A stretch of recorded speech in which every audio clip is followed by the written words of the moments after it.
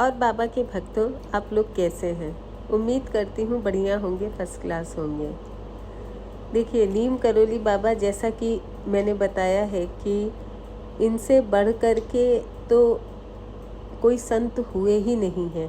और संत क्या, ये तो साक्षात हनुमान जी ही थे। पर क्योंकि धरती पर आए थे, मानव भेष में आए थे, तो लोग उन्हें संत का दर्जा देते हैं। भारत क्या, विदेशों से भी कितने लोग यहाँ आए और इनके कायल हो गए। क्योंकि एक तो इनका जो लोगों से बात करने का तरीका था वो इतना आकर्षक था, और ऐसा कोई भी व्यक्ति नहीं था जो इनके संपर्क में आता था और इनसे मतलब एक होता है ना कि टर्म, मोहित हो जाता था। वो कभी वापस जा ही नहीं पाता था। या जो इनके बारे में जानने का इच्छुक अभी भी है, अभी भी अगर किसी ने बाबा को जान लिया तो वो उन्हें छोड़ेगा नहीं। क्योंकि वो कहते हैं ना कि एक चुंबकीय आकर्षण, एक चुंबकीय पर्सनालिटी, कि वो अपने आप में लोगों को चिपका लेता है।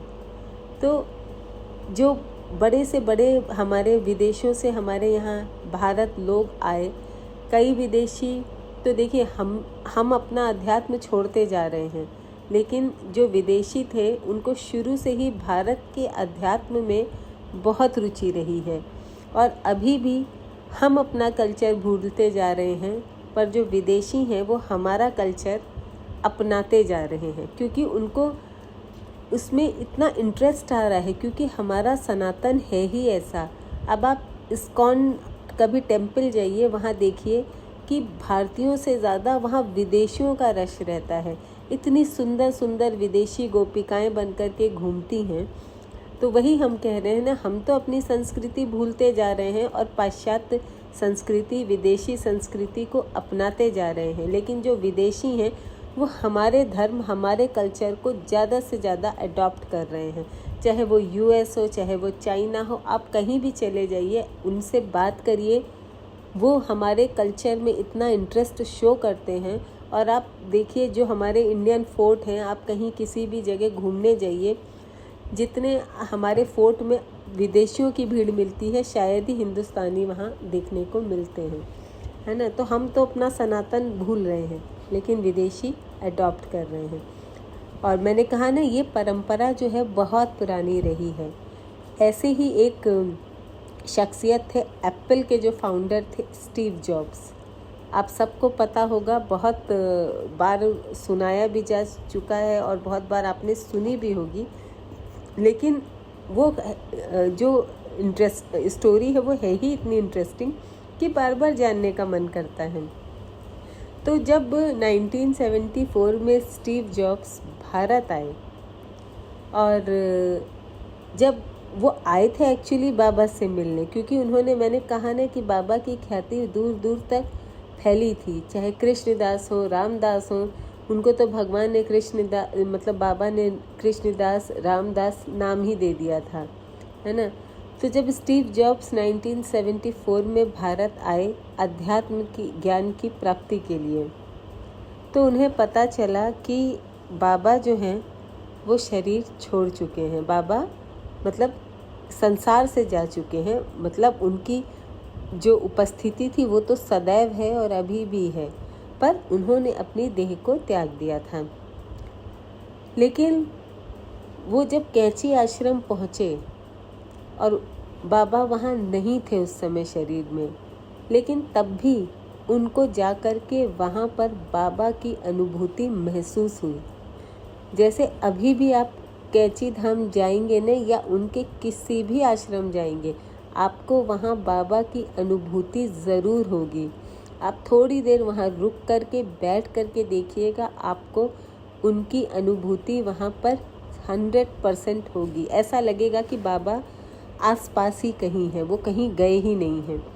तो ऐसा ही स्टीव जॉब्स को महसूस हुआ, और कहते हैं वहीं आश्रम में बैठे बैठे ही उनको ये जो इन्होंने इतनी बड़ी कंपनी, जो कि मतलब एप्पल जो है इस समय इंडिया की, मतलब विदेशों की क्या, इंडिया में भी एप्पल के जितने फ़ोन बिकते हैं शायद ही किसी और ब्रांड के बिकते होंगे।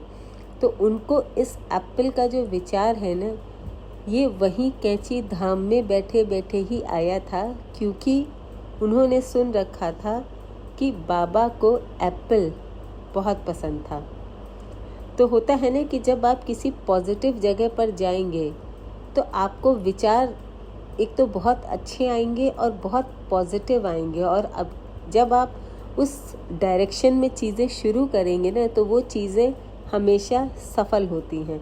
तो ऐसा ही जो है एप्पल के फाउंडर के साथ हुआ, जबकि वो बाबा से मिले भी नहीं, तब भी बाबा की असीम कृपा उन पर हुई, और आज एप्पल आप सबके सामने है ना, कि वो मतलब उससे बड़ा तो कोई आजकल एक स्टेटस सिंबल माना जाता है। और एप्पल के मैक ले लीजिए, कितनी मतलब जो भी चीज़ें हैं वो बिल्कुल सबसे एकदम ऊपर हैं। तो ये सारे थॉट्स जो हैं उनको वहीं पर कैची आश्रम में ही आए थे। इसीलिए मैं मतलब लोगों से अपील करती हूँ, गुजारिश करती हूँ कि अपने धर्म से जुड़िए, सनातन से जुड़िए, क्योंकि इससे अच्छा कोई धर्म नहीं है। दुनिया का आप कोई भी धर्म उठा करके देखिए, एक हमारा ही धर्म ऐसा है जो आपको हर तरह की नॉलेज देता है ना। इतना अच्छा जो चाहे आप उपनिषद ले लीजिए, चाहे आप शास्त्र ले लीजिए, चाहे आप कुछ भी उठा करके पढ़िए, जितना ज्ञान हमारे धर्म में है, और साइंटिफिक ज्ञान है। ऐसा नहीं है कि बस ये एकदम सीधे कहा जा रहा है कि बस फॉलो करो तो सब फॉलो किए जा रहे हैं, ऐसा नहीं है। हर चीज़ के पीछे साइंटिफिक रीज़न भी है। तो आप लोग जो भी हैं, सबसे यही है कि आप अपने धर्म से जुड़े रहिए, क्योंकि हम भूल रहे हैं, विदेशी उसको अपना रहे हैं। तो चलिए, और बाबा का एक और इंटरेस्टिंग चमत्कार आपको बताती हूँ, क्योंकि कह तो रही हूँ आप गिनते गिनते थक जाएंगे और उनके चमत्कार ख़त्म नहीं होंगे। इतने चमत्कार, इतने भक्त, इतने शिष्य, और सबके साथ कुछ ना कुछ ऐसा हुआ है कि सब उनके भक्त बन गए, है ना। अभी भी मैं तो यही कहती हूँ कि बाबा की फ़ोटो ला करके अपने घर में रखिए, और जो है उनके जो शिष्य लोग हैं, उनके एक शिष्य हैं, उन्होंने तो इतनी अच्छी किताब लिखी है जिसको मैंने कहा था कि आप सब उसको ज़रूर खरीदें। किताब का नाम है पारस स्पर्श, जो दादा मुखर्जी ने लिखी थी, जो बाबा के सबसे मतलब करीबी, जो जिनको बाबा मानते थे अपना, वो दादा मुखर्जी थे।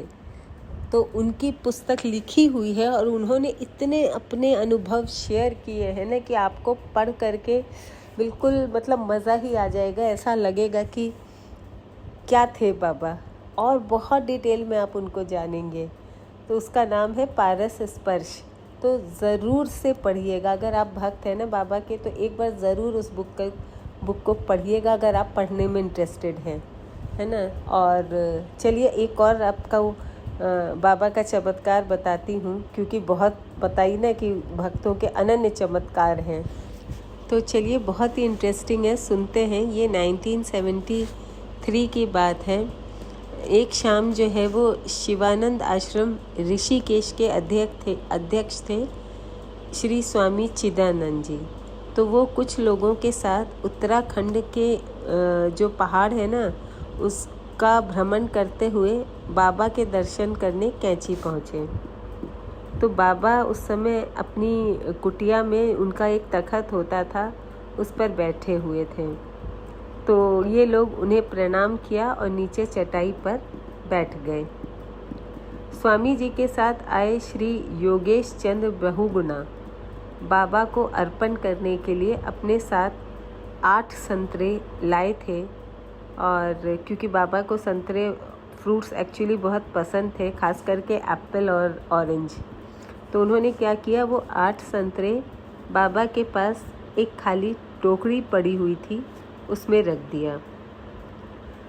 कुछ बातचीत के बाद जो बाबा, उन्होंने मतलब उस संतरे को प्रसाद के रूप में बांटना शुरू किया। और आप यकीन नहीं करेंगे, उस समय वहाँ 18 लोग बैठे हुए थे और बाबा ने सबको एक एक संतरा दिया, जबकि वो जो संतरा था वो सिर्फ 8 था। और मतलब वहाँ और भी लोग अगर उपस्थित होते ना, 20-30 लोग और भी होते, तो बाबा सबको एक एक संतरा देते। अब सोचिए 8 संतरे का 18 संतरा करना, ये तो किसी मतलब नॉर्मल इंसान की बात ही नहीं है। तो बाबा ने हर एक को एक एक संतरा दिया। बाबा से विदा होने के बाद जो स्वामी जी थे, उन्होंने, क्योंकि अब सब लोग उत्सुक हो गए कि ये क्या, ये बाबा ने कैसा किया, कैसे किया, तो यह कहकर लोगों की उत्सुकता शांत कर दी कि उनके पास हनुमान जी की सिद्धि है और वे सब कुछ करने में समर्थ हैं। देखिए, सुनने में आपको ये बातें लगती होंगी, अरे ये कौन सी बड़ी चीज़ है, लेकिन कभी सोच करके देखिए कि कितनी बड़ी बात है। बाबा ना ऐसे ही, एक तो बहुत हंसमुख चरित्र था उनका, सदैव हंसते रहते थे और लोगों को हंसाते रहते थे, है ना। वो कभी भी मतलब ऐसे नहीं थे कि घंटों बैठे रहो, पूजा करते रहो, पाठ करते रहो, नहीं, वो ऐसा नहीं कहते थे। वो सिर्फ बहुत सिंपल बातें करते थे कि राम का नाम लो, हनुमान जी की पूजा करो, बस आपका जीवन आराम से कटेगा। अच्छे आचरण करो, अपनी आमदनी का 10वां हिस्सा गरीबों में बांट दो और गरीबों को पेट भर के खाना खिलाओ। बहुत सिंपल सा उनका सिद्धांत था और बहुत ही सरल स्वभाव के थे, है ना। तो होप आज का जो वीडियो है बाबा के ऊपर आपको अच्छा लगा होगा। मेरी बातें अगर आपको अच्छी लगती हैं तो जय श्री राम ज़रूर लिखिए, क्योंकि बाबा सदैव कहते थे कि इस संसार में सिर्फ और सिर्फ राम का नाम ही सत्य है।